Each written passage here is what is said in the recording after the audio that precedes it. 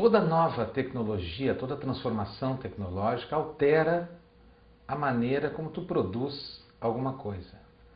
Um tipo de papel costurável possibilitou que os cristãos, lá no início do Império Romano, inventassem o livro, costurando as folhas que antes eram enroladas, por exemplo.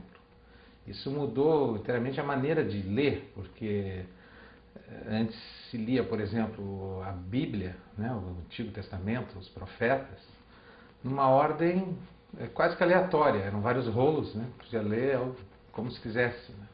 Apesar de existir uma ordem de leitura, eles podiam ser lidos de qualquer maneira. Já num livro, não, necessariamente um vem antes do outro. Então isso mudou a maneira de pensar o texto.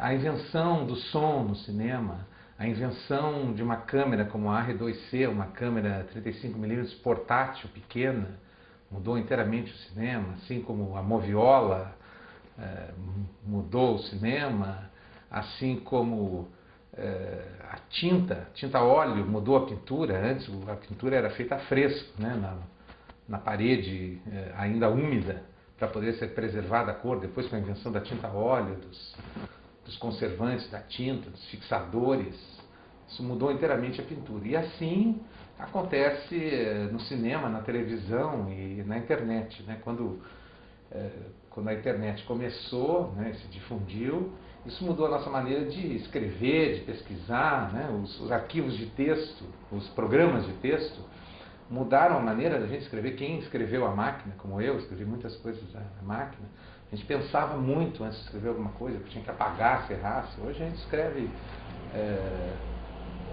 de uma forma muito mais intuitiva, depois a gente mexe no texto, né? Não precisa pensar muito antes de escrever.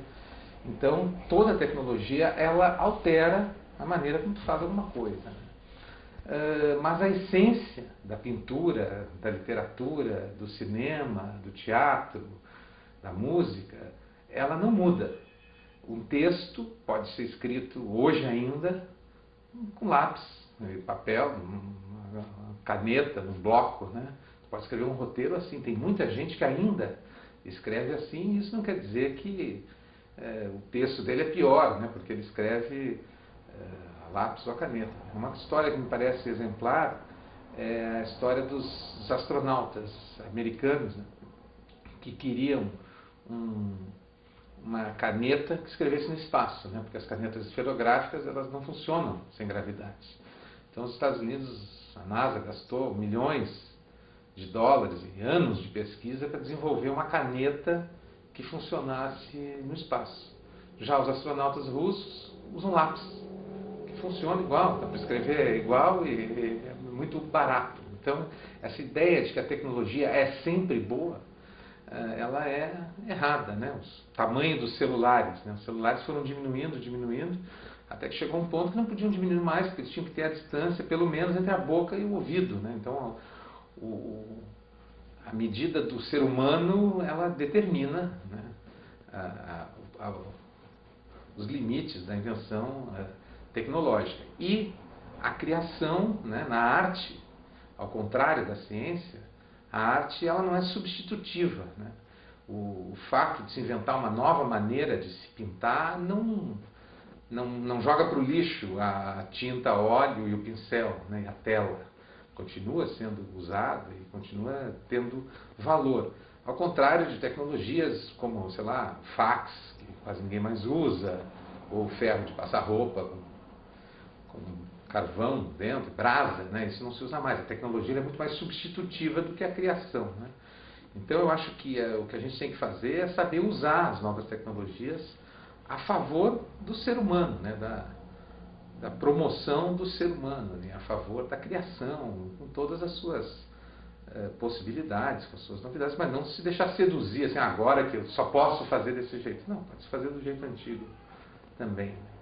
Tem uma foto, quem já viu fotos do Eisenstein filmando, ele fez obras-primas, né? Tem uma foto de uma filmagem do Coração do Potemkin, onde ele está filmando, o câmera, e ele filmou com uma caixa de madeira, uma manivela. Né? Tem uma foto dele dentro d'água, assim, com a calça arregaçada e tal. e fazendo aquele filme, que é uma obra-prima. Até hoje é uma obra-prima feita com madeira, pedaço de madeira e uma manivela e um filme ali dentro. Então essa ideia de que tudo que é tecnologicamente mais avançado resulta em produtos necessariamente superiores é totalmente equivocada, né? Toda nova tecnologia, como a internet, a rede na internet, ela tem seus lados positivos, né? A possibilidade da gente ter acesso a todo tipo de informação, qualquer livro, qualquer filme, hoje, qualquer filme, qualquer livro, qualquer música pode ser encontrada a qualquer momento na internet, né? A questão passa a ser que filme, que música, né? Que livro. Né? Tem que ter, saber onde procurar. Não adianta ter toda a informação disponível e não saber o que procurar, porque o excesso de informação também pode ser imobilizante. Você pode ouvir qualquer música, sim, mas você não pode ouvir todas as músicas ao mesmo tempo, você vai ter que escolher. Né?